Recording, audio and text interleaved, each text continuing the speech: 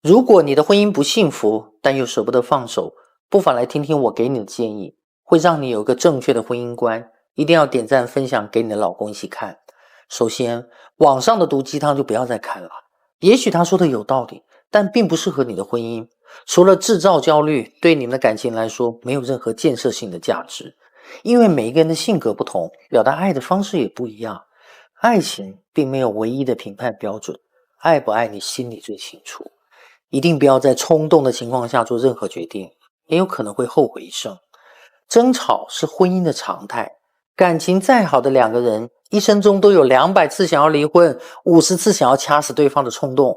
我们要对自己的情绪负责，要知道有些话一旦说出口就没有办法收回了。也不要总要求对方为你改变，他可以为你改变一阵子，但改变不了一辈子。因为每一个人都有权利选择自己舒服的方式去生活。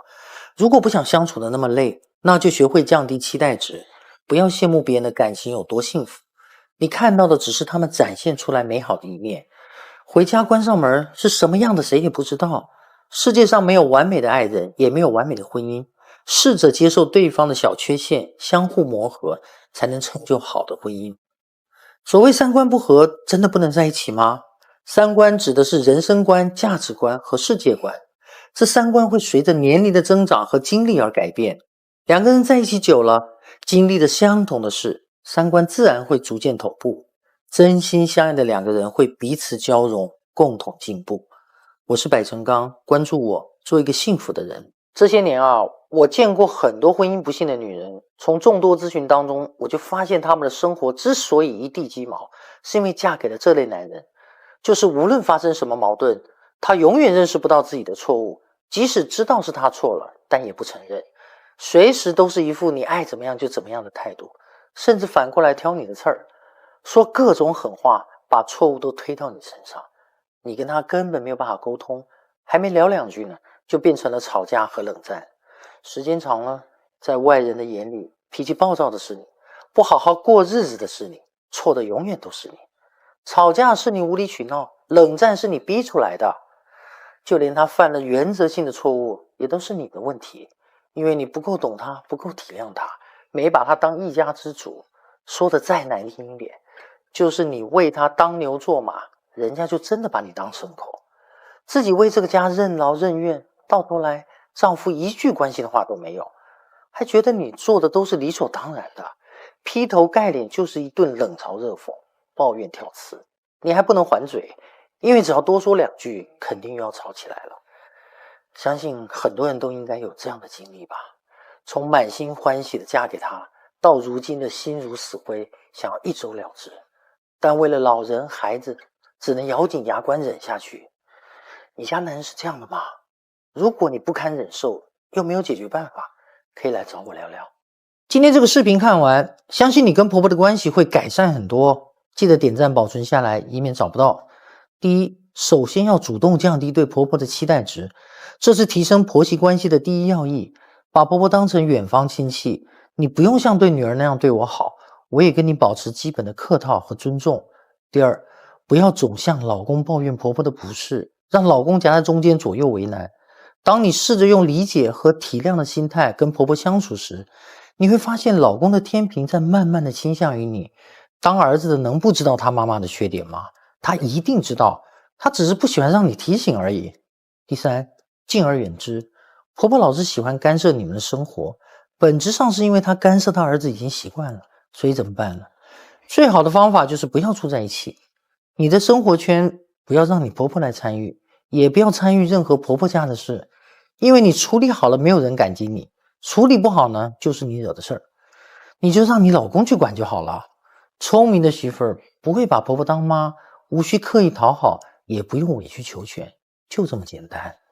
婆媳关系其实不难相处，你要明白，你想要的是幸福的婚姻，而不是跟婆婆争出个是非对错。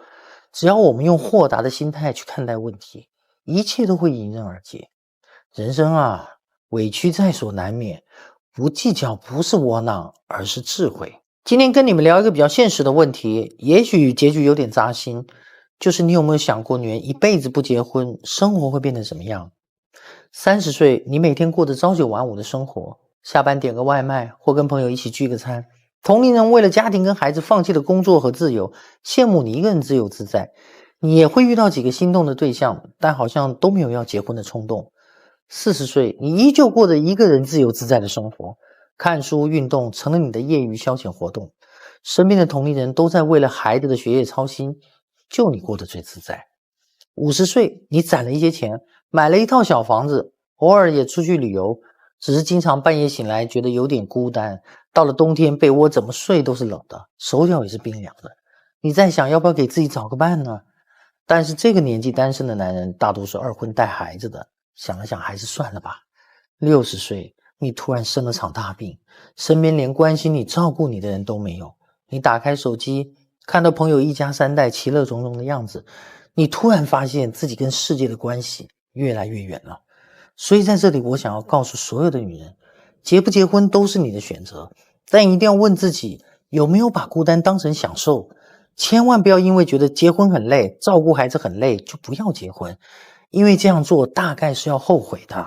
白老师啊，我老婆为什么总爱翻旧账呢？99%的女人都爱翻旧账。今天这个视频一定要转发给你老公看，让他明白爱翻旧账的女人都是非常懂事的女人。翻旧账这件事并不仅仅是因为某一件事，而是因为这个女人呢，长期处于包容你、体谅你的状态，她不想闹矛盾，所以只好把委屈都放在心里。然而你却没有珍惜这个包容你的女人，屡教不改，所以她才不得不把旧事重新提起。别老跟她说过去了就过去了，有一种过去叫你过去了，但她过不去。那些没有被和解的感情都是她自我消化，那些没有被妥善处理的问题才会让她旧事重提。往往做错事的人都会说过去就翻篇了吧。你觉得他斤斤计较，总拿着过去说事没完没了，那是因为被迫吞下所有委屈的不是你。不要以为哄一哄，潦草带过就没事了。如果你一而再再而三的明知故犯，让他每次在疲乏和冷漠中崩溃，最后他只能在绝望中放手了。记住，这世上只有和好，没有如初。人一旦有了隔阂，真的走不近了。不管是看过老公手机的，还是想看老公手机的，听我说完，你再做决定。首先，你无论是偷偷摸摸的看，还是正大光明的看，他嘴上说没事儿，你想看就看吧，或他一脸不乐意的告诉你，别没事找事了，一天到晚瞎想啥呢？记住，不管他说什么，他心里都是不舒服的，因为你看他的手机这个行为，本身就会让他情绪烦躁，给他不被信任的感觉了。其实我问你，你看老公手机的目的是什么呀？和他吵架，想离婚？如果你不想，那就别再看了呀。什么不信任啊，怕他离开啊，关心他才这么做的。别找这些无谓的理由了。不信任的根源是他已经让你不放心了，你都不相信他了，管他手机里有什么呢？况且他有真心瞒你的话，你是看不到什么的。就算你通过各种巧妙的方法发现了，那又该怎么样呢？怕老公离开，你看他手机就不离开你了？问题的根源你压根都没有找到。所以要想不离婚，也不想无缘无故的生气，就别看老公手机了。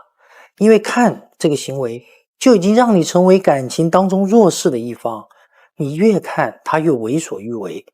你需要安全感，就跟他多沟通嘛。怕他离开，就增加自身的吸引力，让老公更爱你。所以为什么总是你想看他手机呢？应该是让他想看你手机才对啊。我是百成刚，关注我，做一个幸福的人。